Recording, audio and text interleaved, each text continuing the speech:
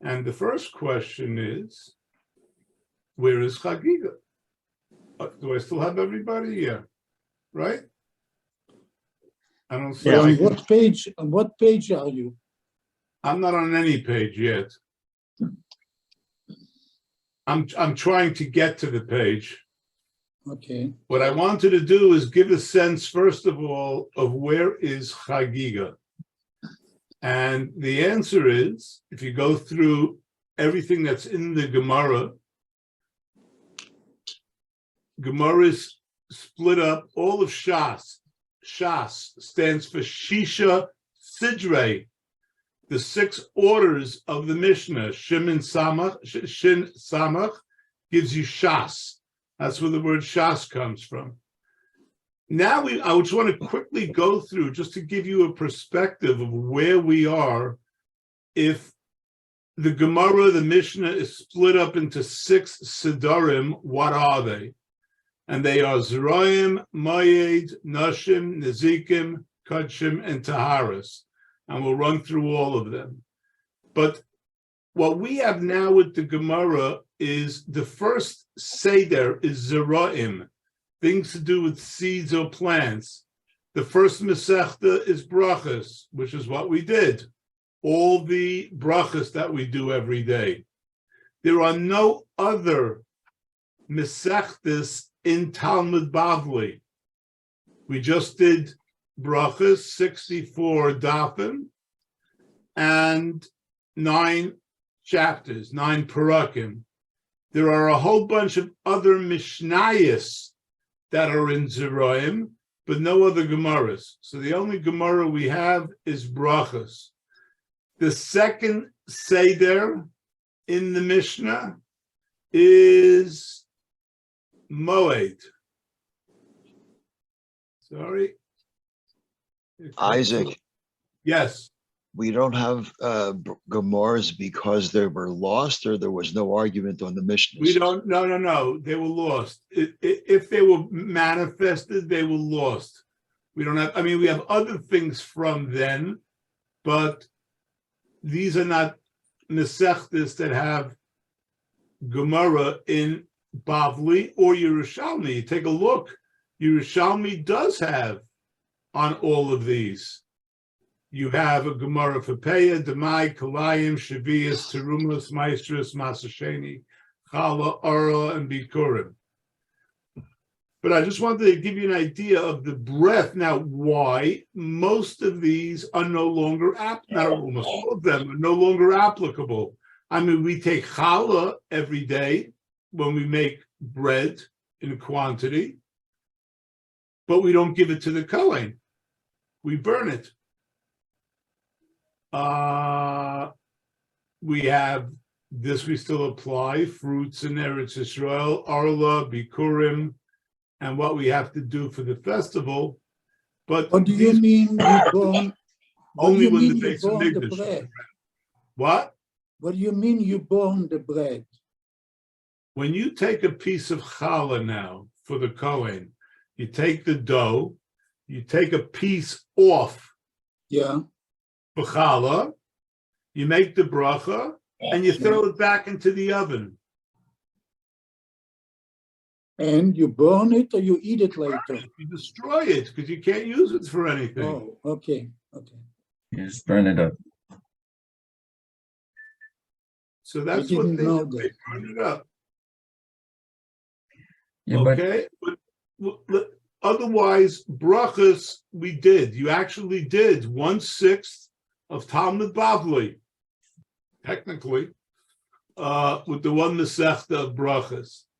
Now, when it comes to the Masechta of Moed, the first Masechta in the Gemara is the most important Moed, which is Shabbos. We take Shabbos for granted. It comes every week. We wave it aside.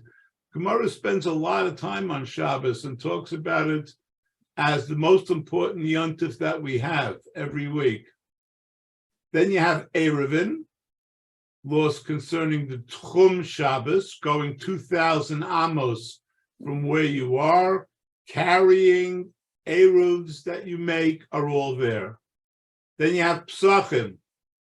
We start with Pesach. Then you have Shkolim. They don't do on Daf Yomi. I mean, they do on Daf Yomi. Do they? Wait, Shkolim? Yeah. They added to Daf Yomi. Which is when they came around Nisan time. So Nisan is... They collected from everybody. This was income tax time. That was April 15th. That was another. Yoma, the laws of Yom Kippur.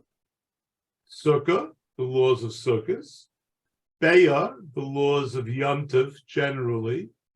Rosh Hashanah, how you work with the calendar and the different kinds of Rosh Hashanahs that we have. We have 4 Rosh Hashanahs, really.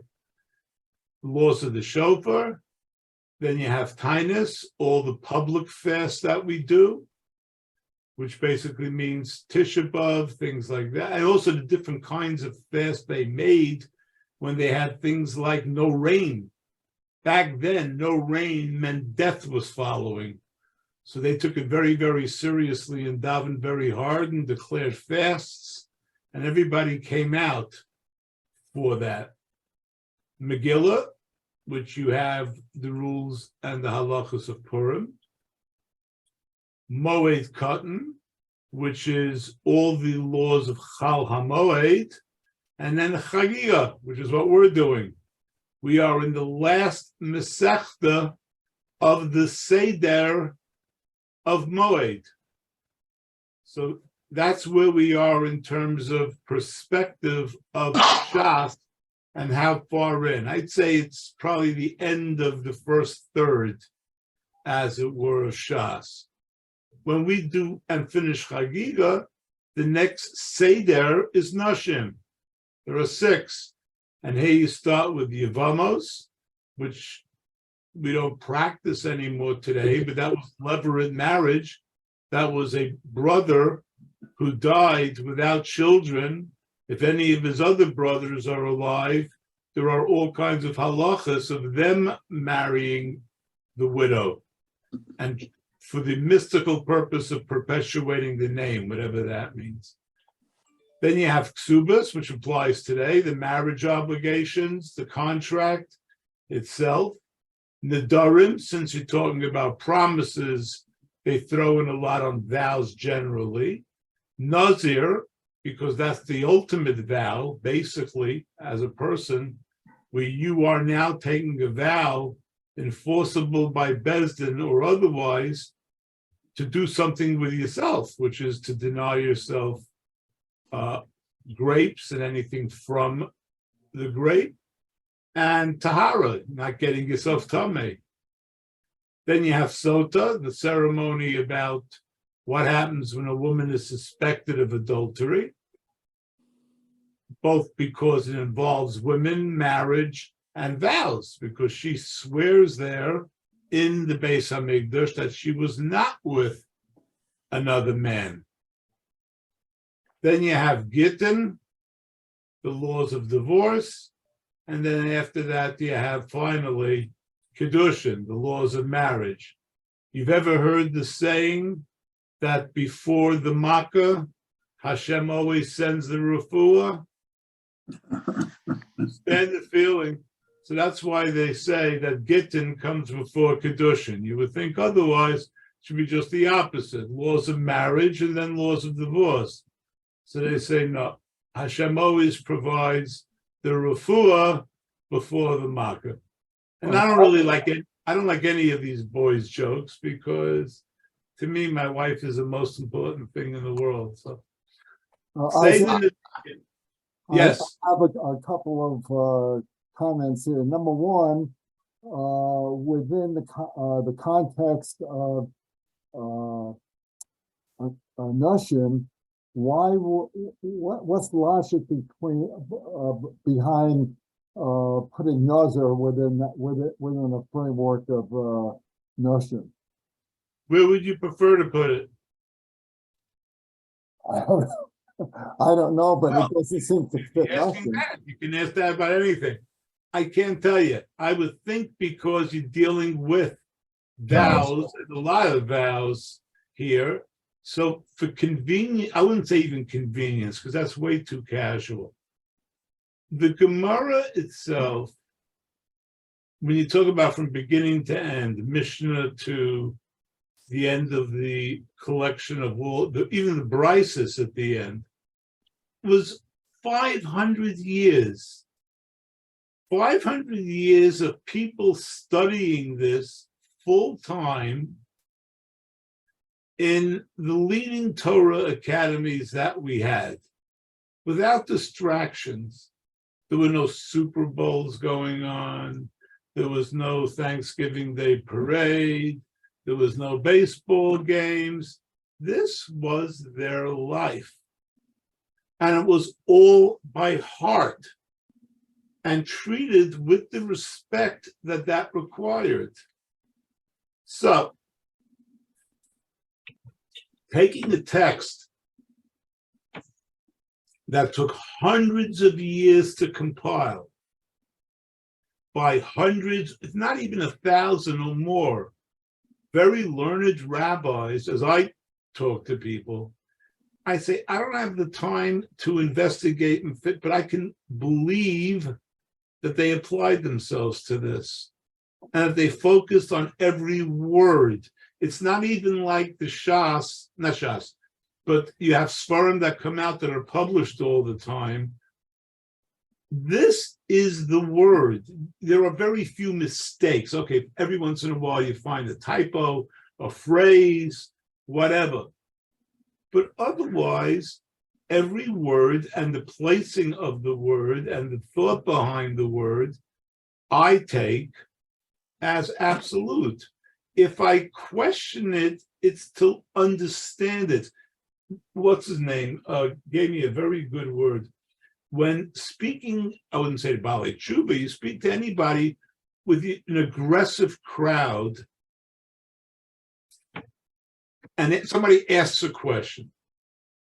You can ask, the standard response I give now is, are you asking because you want an answer, or are you asking because you already have an answer? I was just raising the question from. I understand. I'm saying I don't know. I had no ulterior No, I motive. understand that. I know completely. The question was sincerely, yes, whatever. I don't have an answer. I'm only saying, but I was not critiquing in any way that you were asking. I don't know. It's a very good question, a casual question. I don't know. Okay. While I have the floor, just another point. When I believe the laws of Hanukkah are addressed in Gemara Shabbos, is that correct?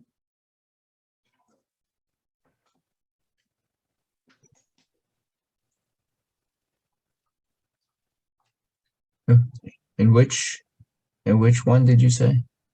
I said Gemara Shabbos treats Hanukkah. Is that correct? Quite honestly, I don't know. I think we lost Isaac. I Yeah, don't we see him on lost the list Isaac. here. Yeah.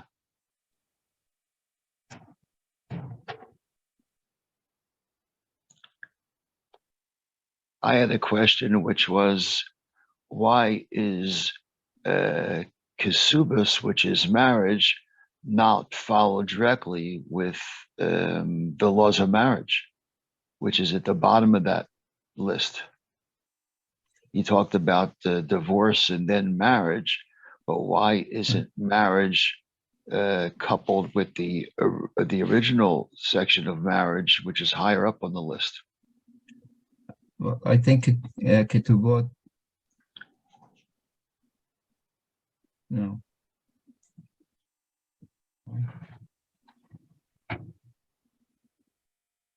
May deal with the actual document itself.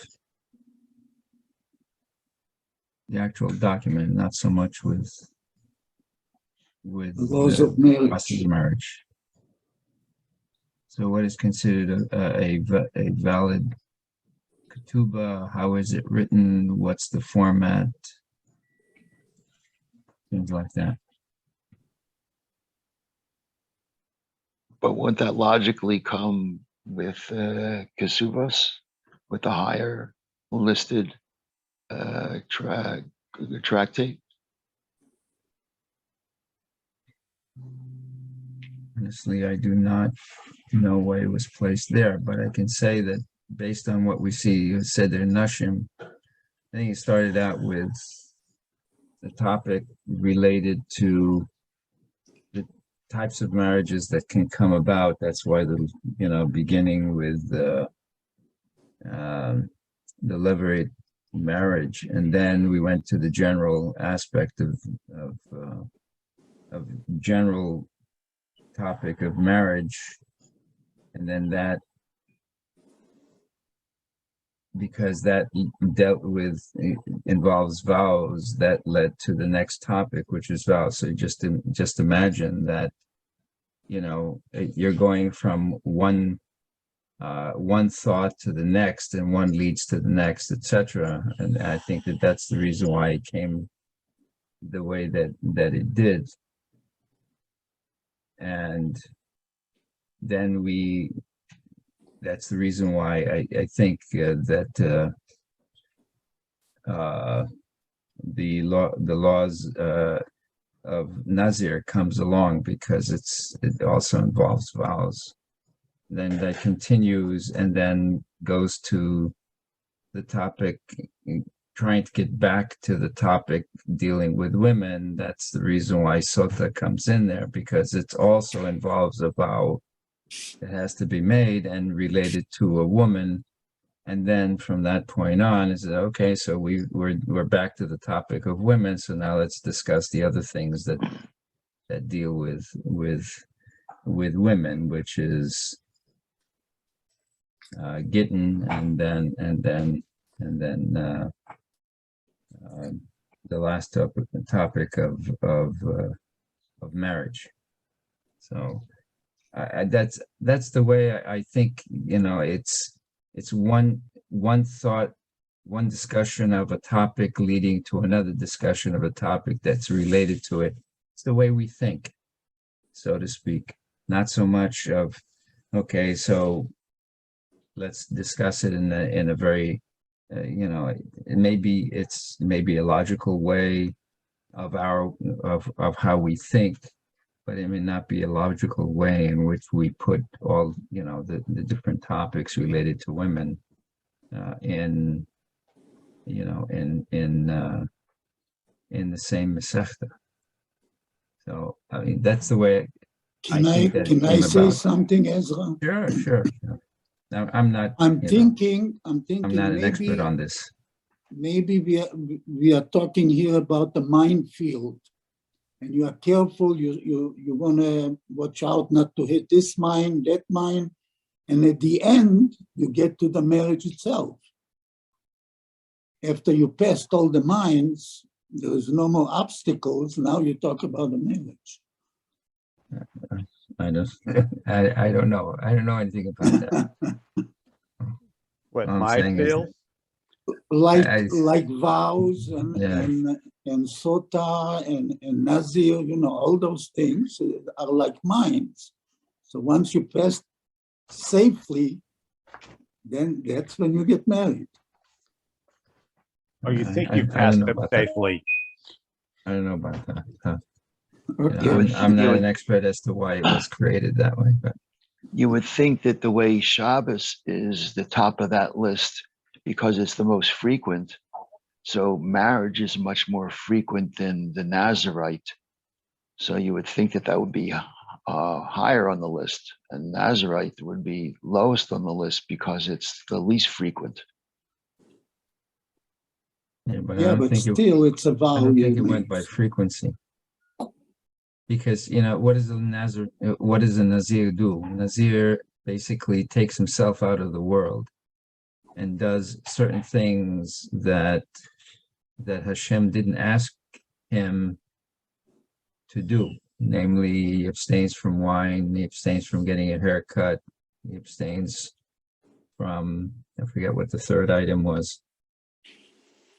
And what happens at the very end, when you read the laws of the Nazir, he has to come and he has to bring korbanot because of the fact that he did take himself out of the world, or out of the way we normally do things. So, it's fine that you want to dedicate yourself to Hashem, which is great. Hashem says that's fine, but there's a penalty involved.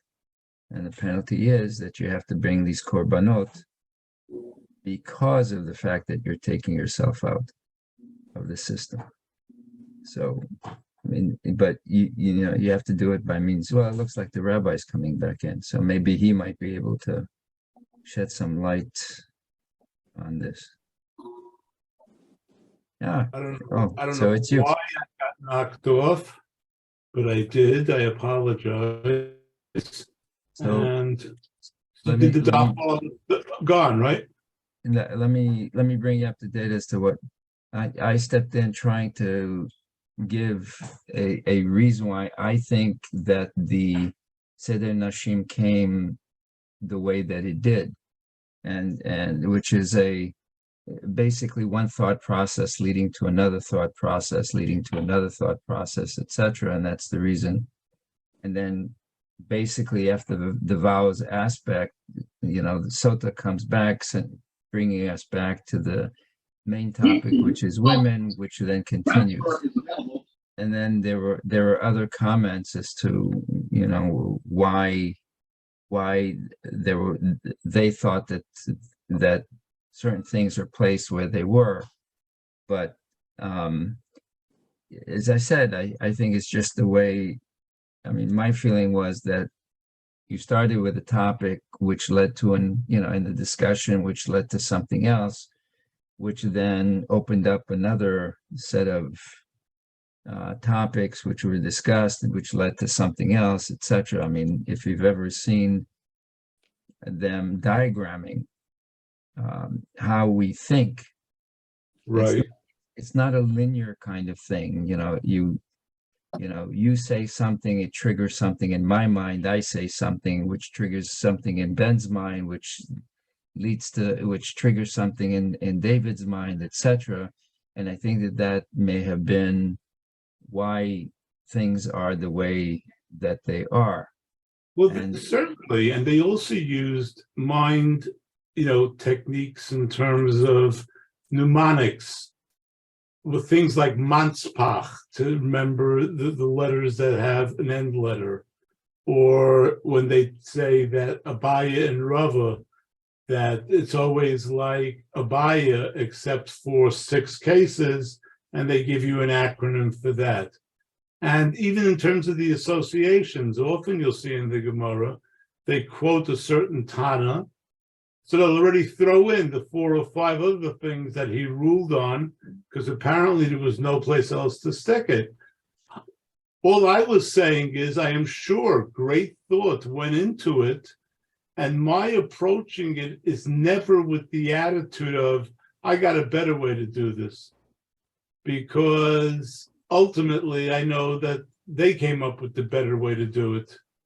And I just tried my best just to acquire it instead of spending a lot of time, because naturally in my life I read something, I want to know, yeah, really, why that? But when it comes to these things, I found it a lot easier to just go along with the idea of knowing that they applied it and they thought of it, and all I can do is best try to understand why.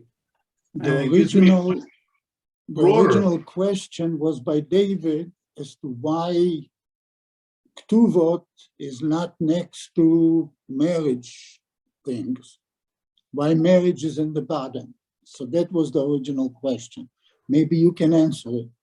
If you bring up the list, Isaac, What? share the screen, share the screen and bring up the list that you had Let me before. just find it, because I'll just give it out to everybody. I have it as a file here. I'm sorry, just by getting lost with you, everybody lost. I lost all my notes of, okay, let's do this. Let's open this one. Come on. There we go. And then we do this one. And then we do this one.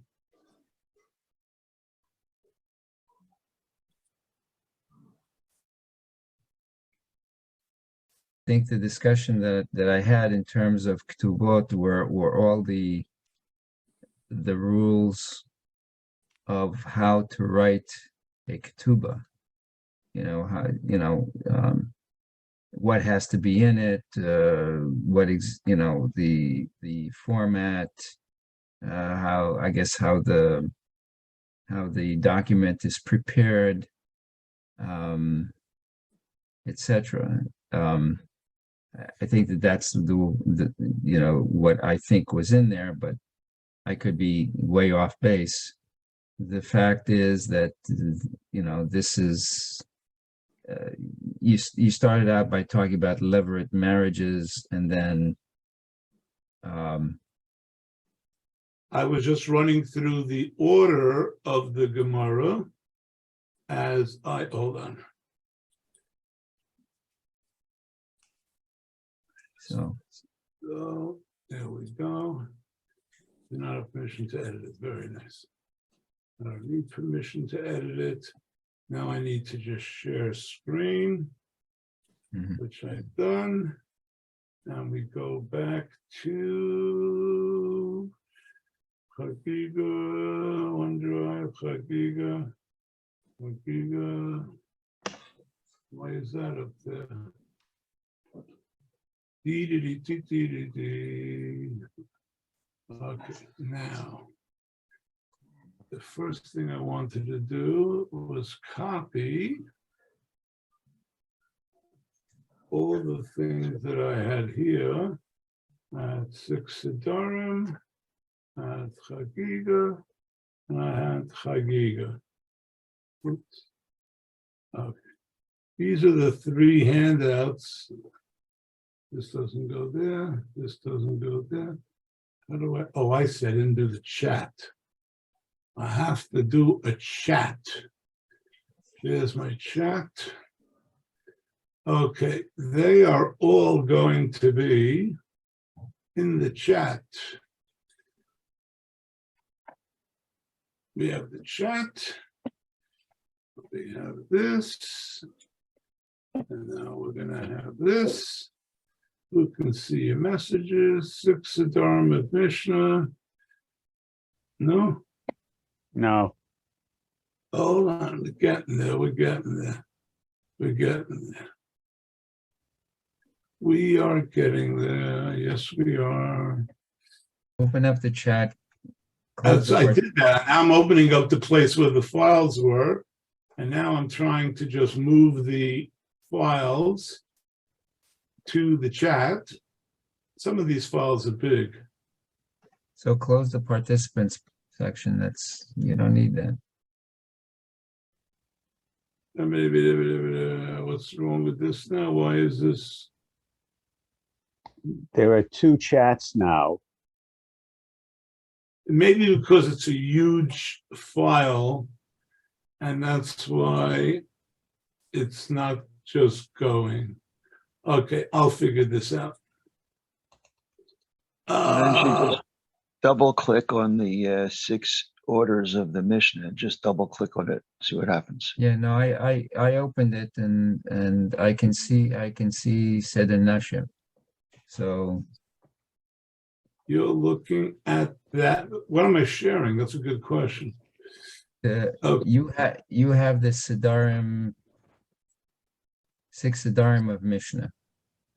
That's the one that you were looking at when you basically disappeared from our view. Okay.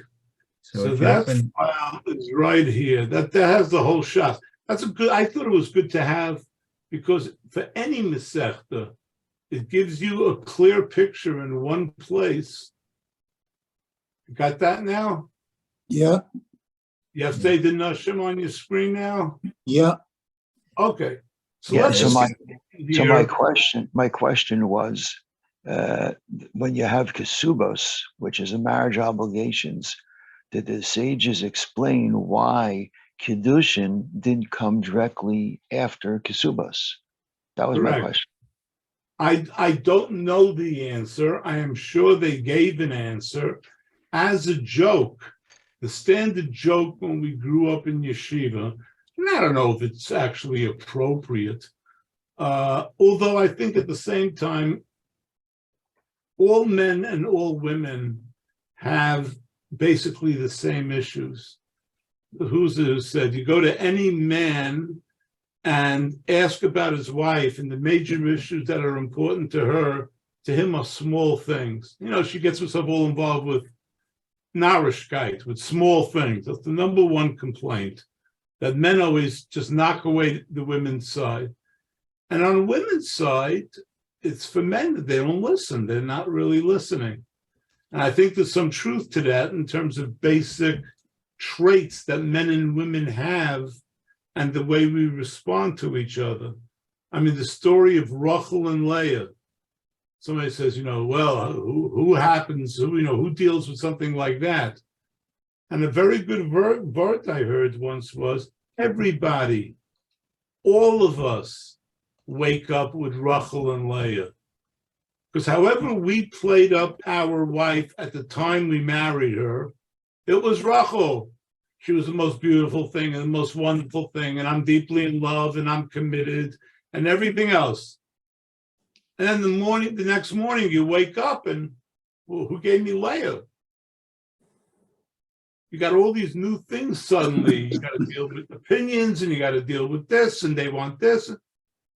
It's a very, very, I think, important concept that all of us deal with, waking up the next morning and figuring out how to work with Leah now and and that's the importance and the key to having a successful marriage. But the joke we had was always, Hashem always sends the refuah before the makkah. But I don't know there are intricate reasons as to all of this and why and how Rebbe organized it for the Mishnah. Just to finish this, I'm sorry this ended up taking so long, but I think it's important. Then you have Seder Nezikim, which is basically all the torts and property laws that are found in the Gemara. Bava Kama, civil damages, Metzia, finding something, and Baba Basra, people's rights and responsibilities to your neighbors. What do you owe your neighbors just by being there? Then you have Sanhedrin, the court system, Makkos, how you can be lashed, Shvuos, which is separate oaths from the Darim, Iyas, they added a bunch of different testimonies given by different Tanoim, Avodah Zarah, Perkei Avos, 5 parakim of which are considered Mishnah, and 1 parak, the last parak, which is really just considered a brisa, which is not organized by Rebbe into the Mishnayos, but was added on. And then Harios, which is what courts have to do, or even rabbis, I guess, when they make an erroneous rulings. We don't do the korbanos today. And then you have Kachim, which is different things to deal with animal offerings, menachos, what you offer with flour and other things that you do, chulin, which is all the basic laws of shechita, bechoros, redeeming the firstborn animal and your firstborn son, erechin, which is when you're making temple donations based on the value assigned to persons. And the Chumash spells out a very specific way of what a person's, quote, value is at a certain stage of their life. And you may make, I pledge to give the Beis Hamikdash my Worth. my erechin. And how much is that? Then you have Tamura, which is substituting. When can you substitute? Sometimes you have an animal and something happens to it, so you want to substitute another animal. You end up making both of them hektish. You don't substitute necessarily. Then you have krisos, when you're going to get kares, me'ila, when you use any personal property of the Beis Hamikdash. Tamid, midos, kinim, and you're basically done with that for kachim. Again, these are not things that we are involved with much today. And then Taharos, which is the last Seder, which is how to keep kalim kosher, doing different kinds of tuma. You have here the para aduma and how it will release the tuma, and you have taros and mikvos. And that's basically kachim, the last of the 6 Siddharim.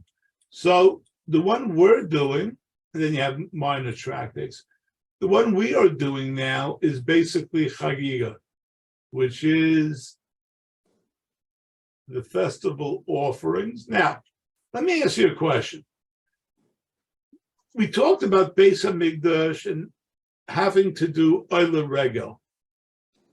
Every Jew, except for certain categories, 12 categories, and I'm assuming that in later years, certainly, a lot of Jews were looking for the exception. This was like the draft. You have to pick yourself up, pack yourself up, close down your house, take your wife and children, or if you didn't take the wife and children for whatever reason, go to Yerushalayim, either bringing your animal with you or buying one over there. You think it's hard to find a srogim now?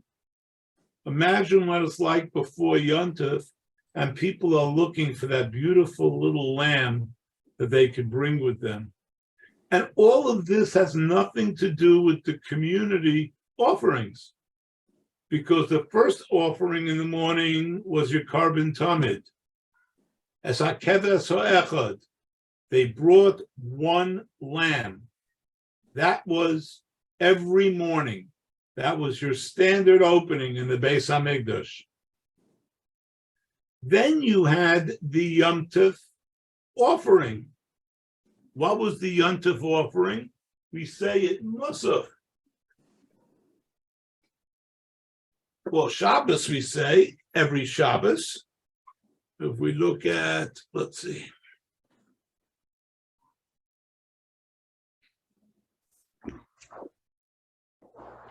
Look at Musaf for Shabbos. Here's Musaf.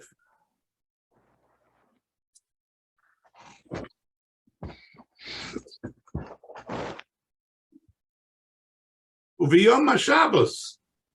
This is what we say every Shabbos. So besides the Ola, besides the carbon tamid that they brought, V'yom HaShabbos shnei kvasim b'nei shana. They also brought 2 lambs that were 1 year old, little baby lambs, tamimim, ushnei asronim soles, and with that they brought a mincha offering, which was dough that was mixed with oil and whatever else, and that was your Shabbos carbon. For all intents and purposes on Shabbos, that was pretty much it in terms of the communal offering. So you had hundreds of thousands of Jews. They brought 3 little lambs.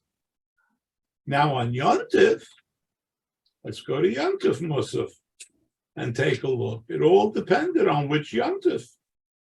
Because and if you look at Musaf for your 3 regalim, you will see that's what we go looking for, which day, and was it Chol Hamoed or was it Yom Tov?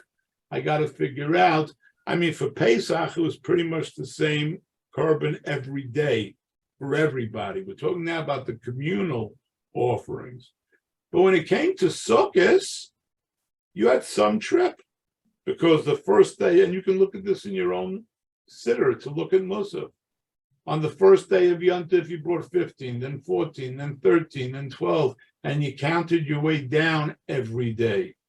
For Pesach, you had the same amount, but these were the communal offerings. So even on the worst of it, on Sukkot, when it was busiest, on the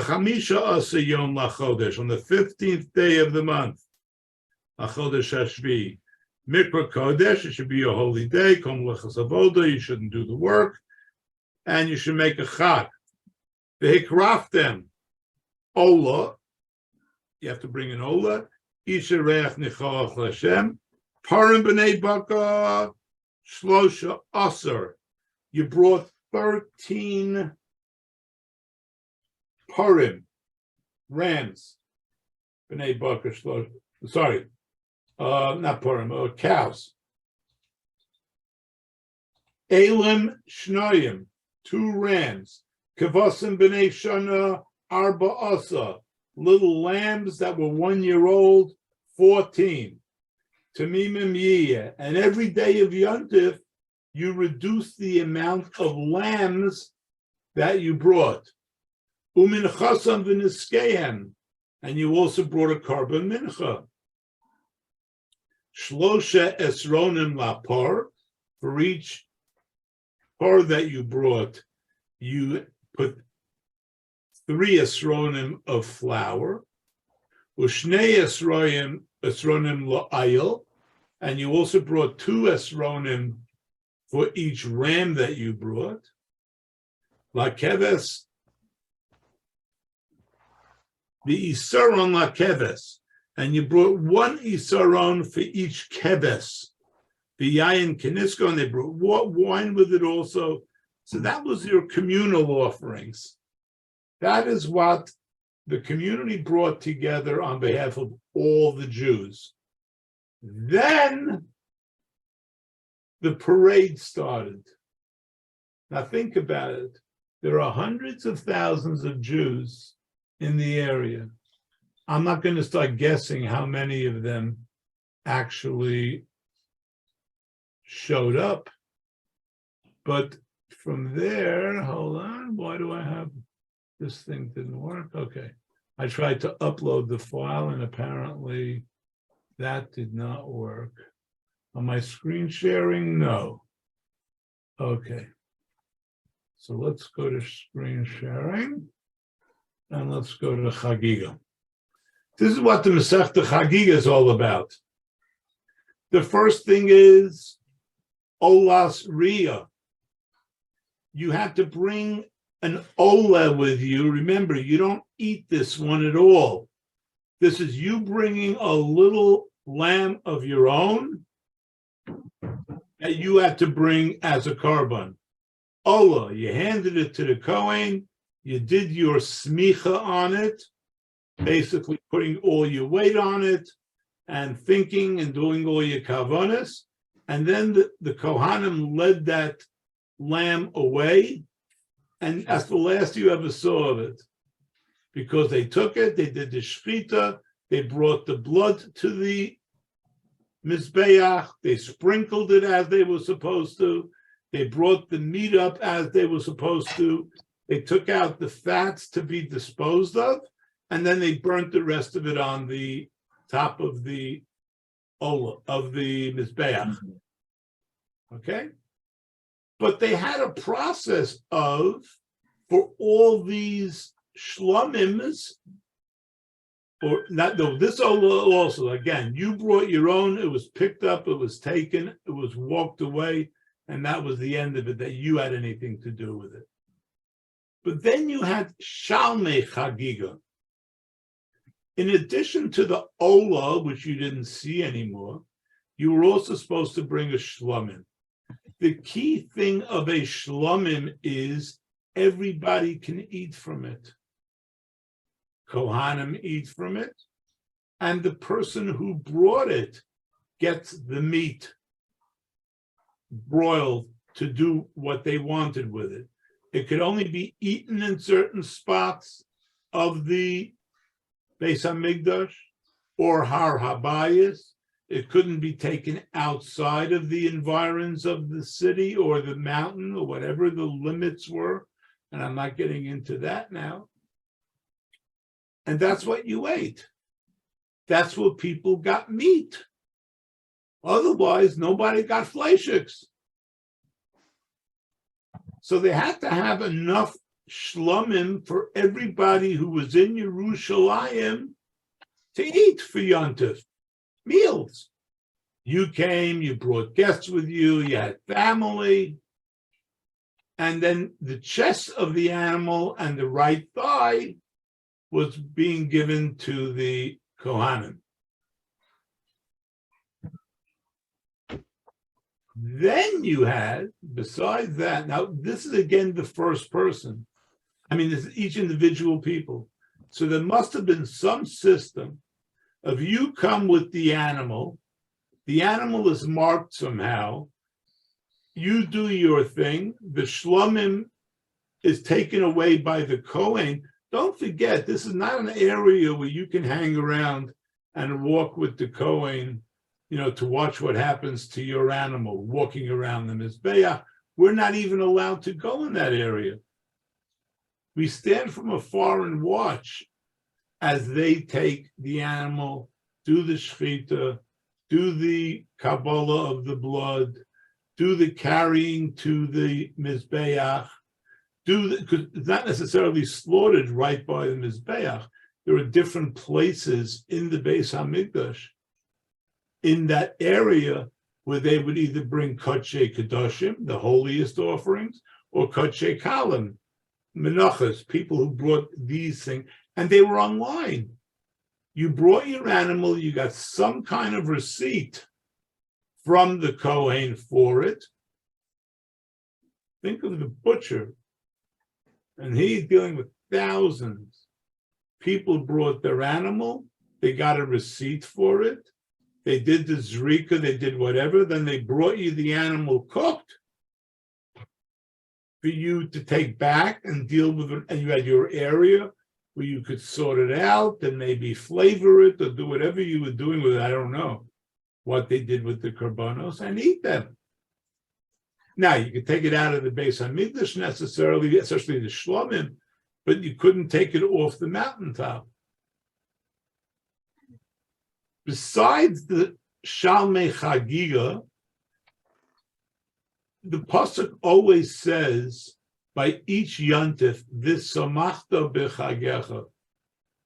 So here we say that besides the korban that you brought, the Shalmei Chagiga, which was your personal yontif sacrifice, that you ate from and you depended on to eat from, you also brought Shalmei Simcha, which was to have enough meat for everybody. Now, there were rules in terms of when you should bring the Shalmei Chagiga. It should be on the first day of the Yontif, or if you didn't make it on the first day, you could bring it on Sukkot for 8 more days, on Pesach for 7 more days. Why was there a difference between Pesach and Sukkot?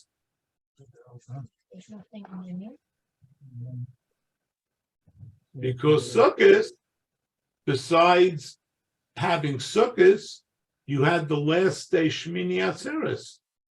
That was a separate Yontif. So that's why you had 1 more day was connected. Now, what about Shavuos? This is interesting. For Shavuos, if you didn't bring your Shalmei Chagiga on the 1 day of Shavuos, you could bring it any day for the next 7 days. So Shavuos really is also a week's worth of Yontif. There's no malacha on the first day and on Shavuos itself, but there's some element of holiness for that same week, as you have Sukkot being a week, Pesach being a week, and Shavuos, for purposes of the Korbanos, you also had a week. So that talks about that. The end of the Masechta, the last third, deals with Tumah and Tahara, which is very, very tough stuff.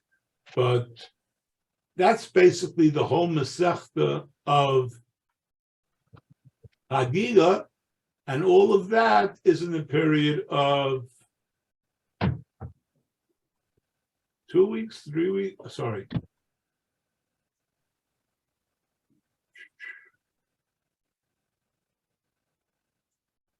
Chagiga, all of that is within 27 blot that we have to do.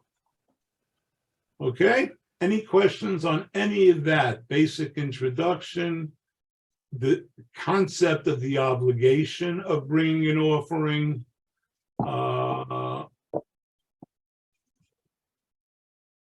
Anything there? I have a question Yes. that I think remained unanswered from earlier, and that is, it's interesting that we have for Purim, we have Masechta Megillah, but for Hanukkah, we find, I believe, embedded in Gemara Sukkos, is Gemara Shabbos rather, is that correct?